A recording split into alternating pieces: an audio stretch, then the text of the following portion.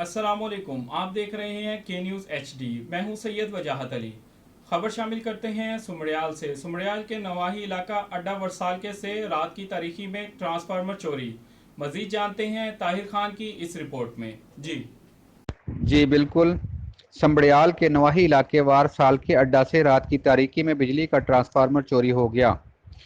Model police station Sambarial की हदूद में नवाही इलाके वार साल के अड्डा से रात की तारीकी से फ़ायदा उठाते हुए चोर 200 केवीए का ट्रांसफार्मर चोरी करके ले गए। ट्रांसफार्मर चोरी होने की वजह से अहले इलाका तारीकी में डूब गया और ताहाल ट्रांसफार्मर का कोई बंदोबस्त न हो सका। अहले इलाका की गैपको के आला अफसरान से पुरजोर अपील है कि फौरी तौर पर वार साल के अड्डा पर ट्रांसफार्मर का बंदोबस्त किया जाए ताकि अहले इलाका के लोग मामूल की ज़िंदगी बसर कर सकें। जी।